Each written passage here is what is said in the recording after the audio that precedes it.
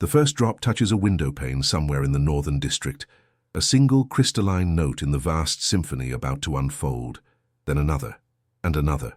Within moments, the rain arrives not as a storm, but as a gentle visitor, tapping softly on rooftops and fire escapes, whispering against brick walls that have stood for generations, finding its way into every corner of the sleeping city. It is the kind of rain that arrives without announcement, without drama, simply settling over everything like a cool, transparent blanket woven from 1,000 silver threads. The streets below begin to shimmer with a new layer of reflection, puddles forming in familiar depressions in the pavement, each one a small mirror capturing fragments of streetlights and the deep grey sky above. The rain makes a different sound on every surface it touches. On the metal awning of the corner market, it creates a steady patter, rhythmic and metallic. Against the broad leaves of the plane trees lining the avenue, it produces a softer sound, almost like fingertips drumming gently on stretched fabric. On the slate tiles of the older buildings, it whispers secrets in a language made only of water and stone. The gutters begin their quiet work, channeling the rainfall into downspouts that carry it earthward in gentle cascades. There is something deeply satisfying about this sound, the way water finds its path, the way it knows where to go without being told. Along the sidewalks, the rain washes away the dust of the day, the remnants of footsteps and bicycle tires, the invisible film of urban life. Everything becomes clean again, renewed, as if the city itself is being offered a chance to rest and restore itself. In the small park 3 blocks east, the rain touches the grass with 10,000 gentle kisses, darkening the earth, releasing the rich scent of soil and growing things. It pools temporarily in the curved petals of late autumn flowers before overflowing and continuing its journey downward. The wooden benches, empty now, gleam with moisture, their grain darkening to deep honey tones. Even the old stone fountain at the park's center seems grateful for the rain, its basin filling slowly, concentric circles rippling outward from each new drop that finds its surface. Above it all, the sky has transformed into a canopy of soft grey, neither threatening nor oppressive, but gentle and close, as if the heavens have lowered themselves just slightly to wrap the world in a quieter, more intimate atmosphere. The usual sounds of the city begin to soften under the rain's persistent presence. Car engines seem more distant. Voices from open windows fade to murmurs.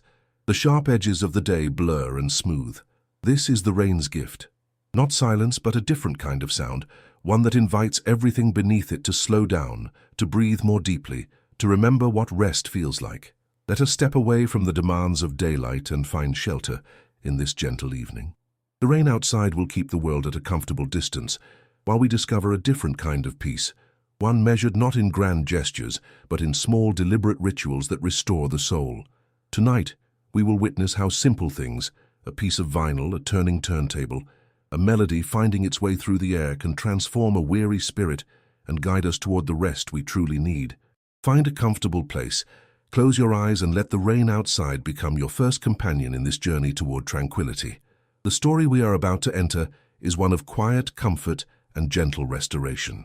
If you would like to find your way back to our peaceful collection of nighttime stories, a gentle tap on the subscribe button will ensure a new tale is always waiting for you when you need it most. And now let us turn our attention to a modest apartment on the 4th floor of a building in the older part of the city, where someone is about to come home. The rain continues its patient work as we focus now on a single lit window 4 stories above the street. Behind that window, a life is about to shift from the demands of the day to the sanctuary of evening. This is where our story truly begins, in that threshold moment when the door opens and someone steps across from one world into another, carrying the weight of hours spent caring for others, now finally able to turn that care inward, toward herself. The stairwell is quiet at this hour, the usual sounds of neighbors coming and going reduced to memory. Each step upward is deliberate, unhurried, the kind of climbing that happens when the body knows it is finally going home. Her shoes, sensible and comfortable after years of long shifts, make a soft padding sound against the worn wooden stairs. The walls of the stairwell are painted a warm cream color, slightly faded but clean, lit by fixtures that cast a gentle amber glow. There is a window on each landing, and through them the rain can be seen falling steadily, peacefully. She is a pediatrician, though in this moment she is simply someone tired, someone ready to shed the professional armor and return to herself. Her day has been filled with the brightness and noise that comes with caring for young ones, the fluorescent lights of examination rooms, the beeping of monitors, the crying of frightened children, the worried voices of parents seeking reassurance. She has given comfort and care for hours, measured out in small doses of patience and expertise, and now her reserves are low. Her mind still hums with the residue of decisions made, charts completed, gentle words spoken to ease fears. But with each step upward, that hum grows a little quieter. At the fourth-floor landing, she pauses, fishing her keys from her bag. The sound of metal against metal is familiar, grounding. She finds the right key without looking, her fingers knowing its shape from thousands of repetitions. The lock turns smoothly, well-oiled and reliable, and the door swings open to reveal her sanctuary. The air inside is different from the air in the hallway. Warmer, slightly scented with the lavender sachet she keeps near the entrance, unmistakably hers. She steps inside and closes the door behind her with a soft click, and in that sound is a kind of permission, a release from everything that happened before this moment. The apartment greets her with its familiar embrace. It is not large, but every corner of it reflects choices made over years, small accumulations of beauty and comfort. The walls are painted a soft dove grey, and the wooden floors, though old, have been lovingly maintained, their honey-coloured planks glowing warmly under the light of 2 table lamps she leaves on timers for her return. To her left, a small kitchen opens up, tidy and efficient. To her right, the main living space unfolds, a comfortable sofa facing the window, her beloved armchair angled nearby, and along the entire back wall, floor-to-ceiling shelves filled with books and records. She stands for a moment just inside the door, letting herself arrive fully. The rain against the window creates a steady backdrop of sound, neither loud nor intrusive, just present, like a friend who knows when to speak and when to simply sit nearby. Her shoulders, which have been held tight all day, begin to lower slightly. Her breathing, which has been shallow and quick, starts to deepen. She sets her bag down on the small bench by the door, and with that gesture she sets down everything she has been carrying. The pediatrician recedes. The person remains. She moves slowly through her apartment, not from physical exhaustion, but from the simple pleasure of having nowhere she needs to rush toward. Her coat, still slightly damp from the brief walk from her car to the building entrance, slides from her shoulders, and she hangs it carefully on the wooden coat rack near the door. Her shoes come off next, one and then the other, left neatly on the mat. The floor is cool beneath her stockinged feet, a pleasant sensation after hours of being enclosed and rushed. In the small bathroom, she washes her hands with methodical care, warm water running over her fingers, the scent of unscented soap rising in gentle clouds of steam.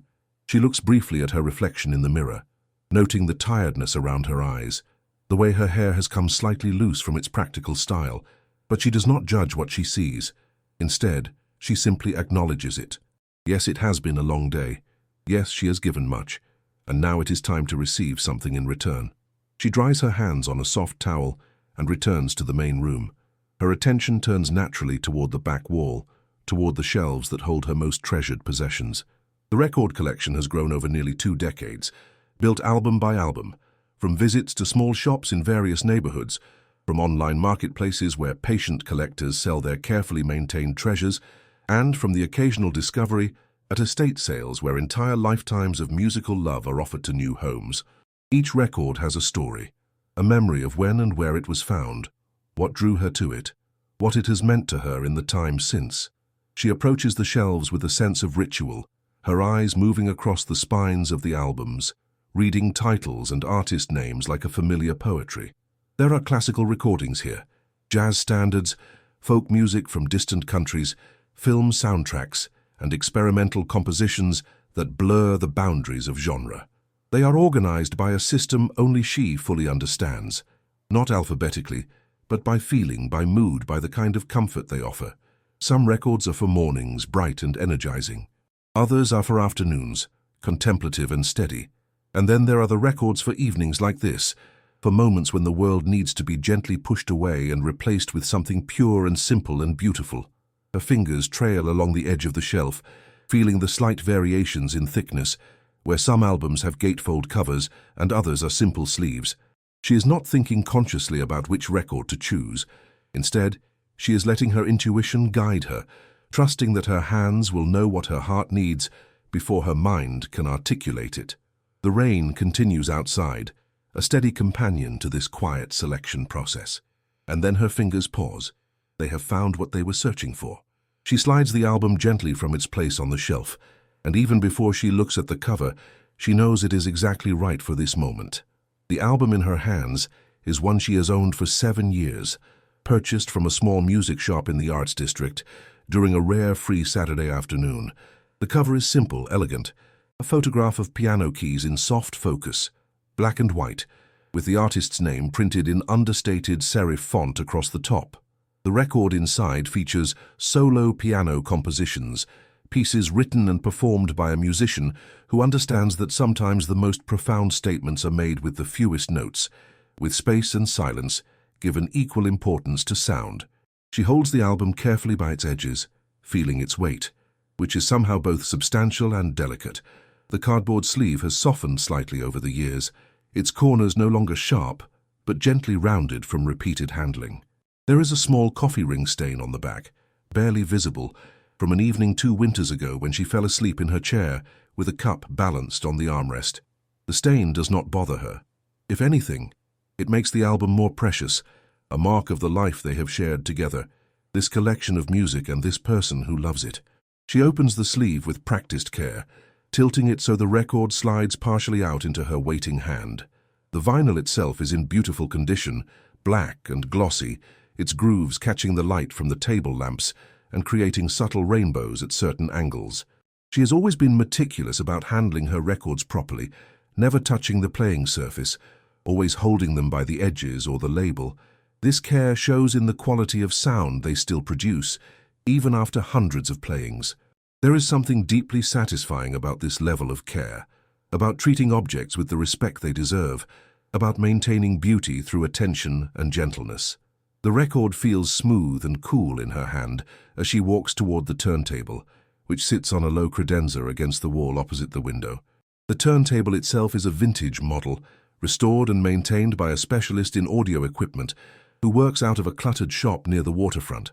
It is not the most expensive model ever made, but it is well crafted, reliable, and produces a warmth of sound that digital formats somehow never quite capture. The wood base is walnut, its grain deep and rich.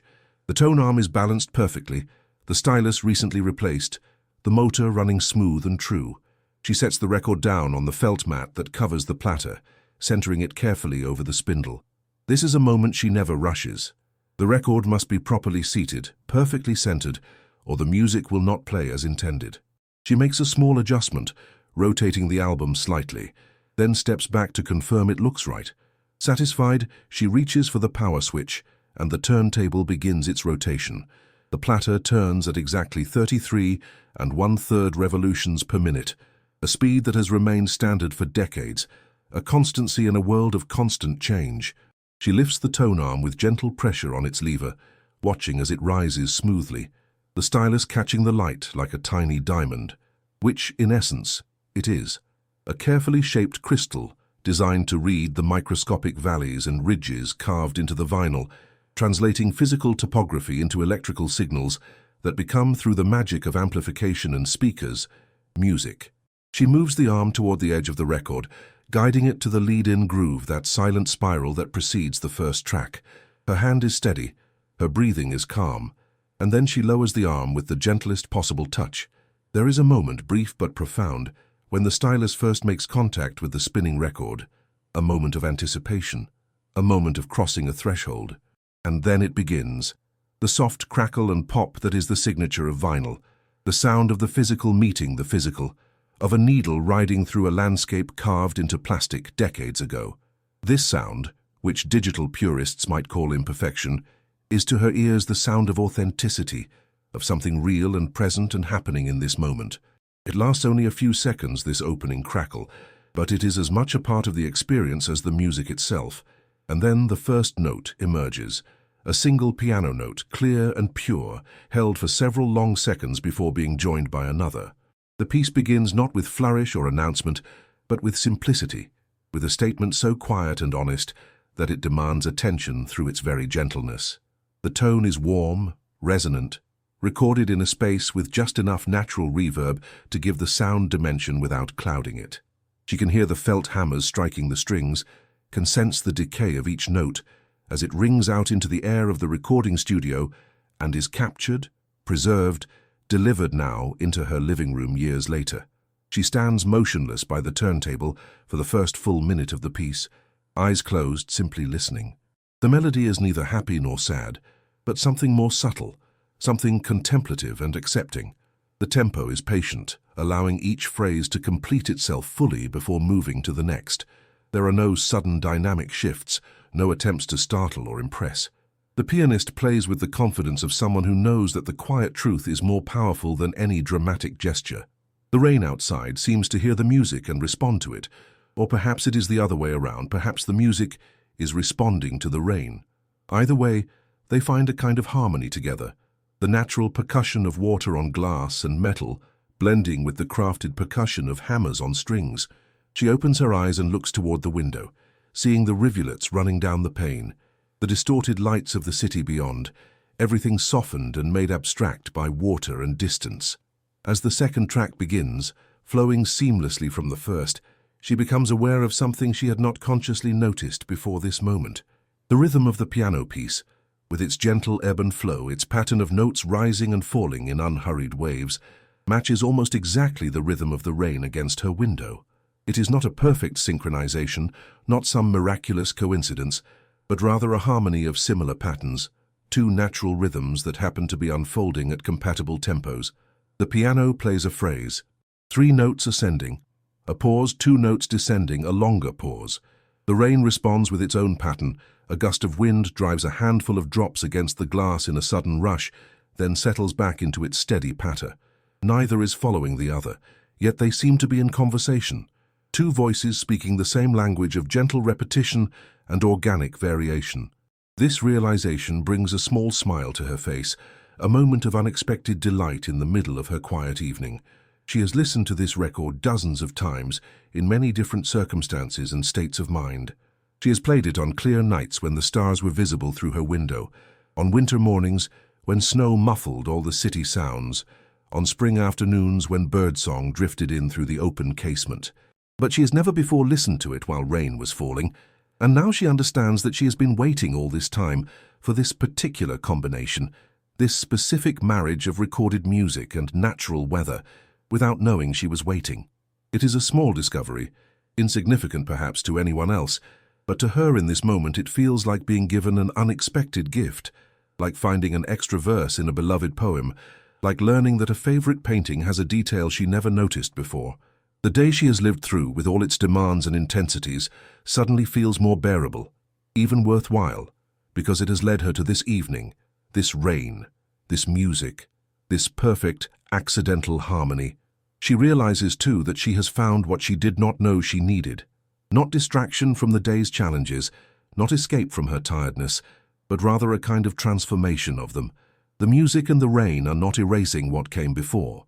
Instead, they are providing a new context for it, a way of holding it that makes it feel less heavy, less overwhelming. In this moment, the crying child from examination room 3, the worried parent asking difficult questions, the colleague who seemed frustrated, the prescription that took 3 tries to call in correctly, all of these things remain in her memory, but they no longer press down on her with the same weight. She moves away from the turntable, leaving the record to play without her surveillance, trusting it to continue its work without her attention. Her armchair waits near the window, positioned so that she can look out at the city or down at a book with equal ease. It is an old chair inherited from her grandmother years ago, reupholstered once but otherwise unchanged. The leather is soft from decades of use, molded to a shape that welcomes her body without resistance. The wooden legs are sturdy, joined by stretchers that have never wobbled. The seat cushion has compressed over time into exactly the right density, firm enough to support but soft enough to comfort. She lowers herself into the chair slowly, feeling her muscles release as the chair accepts her weight. Her head finds the familiar contour of the headrest. Her arms settle naturally on the armrests, which are worn smooth where hands have gripped them over the years. Her feet, still in their stockings, tuck themselves beneath her, and she pulls a knitted throw blanket from where it drapes over the back of the chair, spreading it across her lap. The blanket is made from merino wool, soft and warm without being heavy, knitted by her own hands during a winter several years ago when she was learning the craft. The stitches are not perfectly even, evidence of her beginner's skill at the time, but these imperfections make it more precious to her, not less. The window is perhaps 2 feet from where she sits, close enough that she can see individual drops of water tracing their paths down the glass. The city beyond is visible but abstracted, reduced to smears of light, yellow and white, and the occasional red of taillights. She does not try to make sense of what she sees out there. She simply lets it be color and movement, lets it be backdrop to the more immediate experience of music and warmth and stillness. The piano piece has moved into its middle section now, a portion where the melody becomes even more sparse, where the pauses between phrases grow longer, where the composer seems to be testing the boundaries of how much silence can be incorporated into music before it ceases to be music and becomes something else entirely. She loves this section particularly, the way it requires the listener to be patient, to wait, to trust that the next note will come, even though the silence stretches out longer than feels comfortable. Her eyes close without her deciding to close them. It is simply what her body wants to do, to reduce the input of sight so that the input of sound can expand to fill her awareness more completely. In darkness behind her eyelids, the music becomes even more present, even more textured. She can hear details she might have missed with her eyes open, the tiny mechanical sound of the piano's action, the breath of the pianist between phrases, the subtle variations in tone as different strings are struck. These details do not distract from the music. They deepen it, make it more real, more human. Her breathing has slowed now to match the tempo of the piece, each inhale and exhale lasting several seconds, her chest and belly rising and falling in a rhythm that feels ancient and natural, the rhythm that bodies fall into when they are finally allowed to rest. The tension in her jaw, which she had not noticed she was carrying, releases. Her shoulders, which had been drawn slightly forward in the defensive posture of someone moving through a demanding day, settle back and down.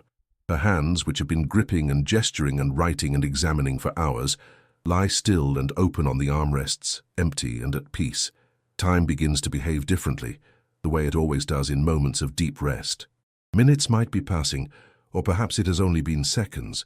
The music continues its gentle unfolding, each note arriving exactly when it should, neither rushed nor delayed, each silence between notes given its full measure of respect and space. The rain outside maintains its steady presence, sometimes intensifying slightly, sometimes softening but never stopping, never threatening, always simply there, a constant companion to this interior stillness. She has entered a state that is neither fully awake nor asleep, but something in between, a kind of conscious rest where the mind continues to perceive but does not analyze, where thoughts arise like bubbles in still water and disperse just as gently without needing to be pursued or understood. A memory surfaces.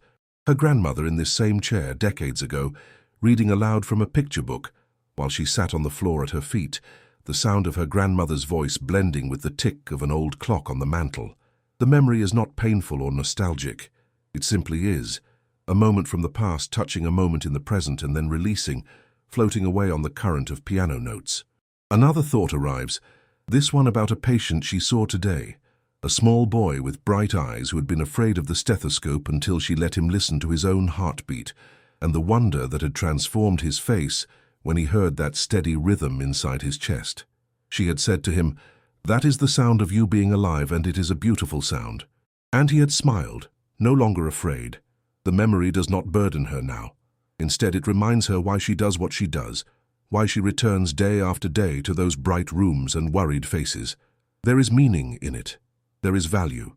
And when she returns tomorrow, she will bring this rest with her, this restored capacity to be present and patient and kind.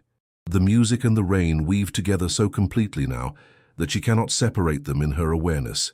They are not two things, but one thing, a single tapestry of sound that wraps around her like the blanket on her lap. The piano speaks in its language of carefully chosen notes and deliberate silences. The rain speaks in its language of water finding surfaces, of gravity pulling each drop downward, of wind occasionally redirecting the fall. And underneath both, barely audible, her own breath continues its quiet rhythm, the most fundamental music of all, the sound of a body being alive, moment by moment, breath by breath. She feels held, though there is nothing physically holding her except the chair and her own posture. But the sensation is real, held by the music, held by the rain, held by the simple fact of being home, of being safe, of being allowed this time to do nothing but rest and restore. There is nowhere she needs to be. There is nothing she needs to accomplish. There is no one evaluating her performance or measuring her worth. She exists in this moment simply as herself, a human being breathing in a chair, listening to music, watching rain, and that is enough. That is complete. That is perfect, exactly as it is. The record is approaching its final track now, though she is not counting or tracking. The turntable will know when to stop. The needle will lift itself at the end of the grooves. All of that is taken care of, automated, not requiring her management or concern. She can simply receive what is being offered, can let the music play itself out to its natural conclusion, can trust that the machinery and the physics and the intention of the musician recorded years ago in a studio far away will all combine to deliver to her exactly what she needs in this moment. The final piece on the record is the simplest of all, a melody so spare it is almost austere, played with such gentleness that the notes seem to float rather than strike. The composer has saved the quietest music for last, understanding perhaps that by this point in the listening experience, the ear has been trained to hear subtle things, to find beauty in restraint, to appreciate the power of what is barely there. Each note hangs in the air for a long moment before being joined by its companion. There is no urgency here, no driving toward a conclusion. The music simply unfolds at its own patient pace, allowing each element to have its full life before moving on. The pianist plays with such delicacy that she can hear the individual components of each note, the initial impact of hammer on string, the bloom of resonance that follows, the slow decay as the sound fades back into silence. It is like watching a flower open in extreme slow motion, seeing each stage of the unfolding as its own complete event. The rain has softened now, no longer drumming against the window with its earlier persistence, but instead arriving in gentle waves, as if it too is winding down, preparing to rest. The lights of the city beyond have blurred into a soft glow. No individual sources distinguishable, just a general golden haze that speaks of other people in other rooms, each living their own evening, each finding their own way toward rest.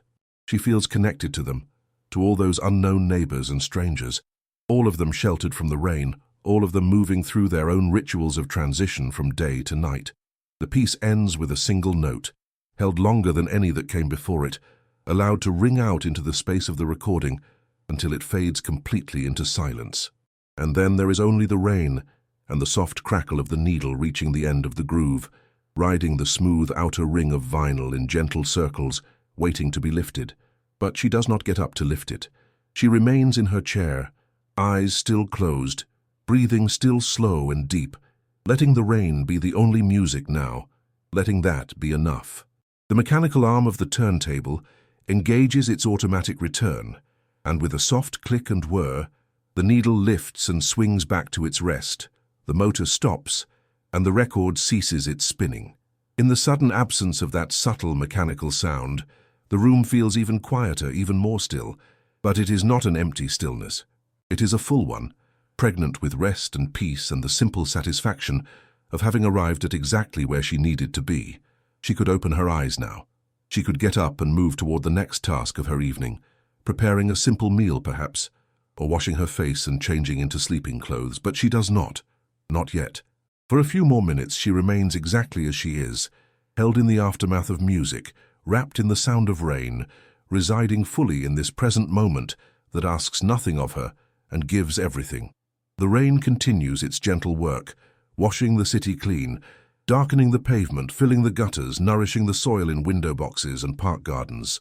The window reflects her sitting peacefully, a still figure in a warm room, safe and at rest. Time passes, though how much time is impossible to say and unimportant to know. The blanket on her lap rises and falls with her breathing.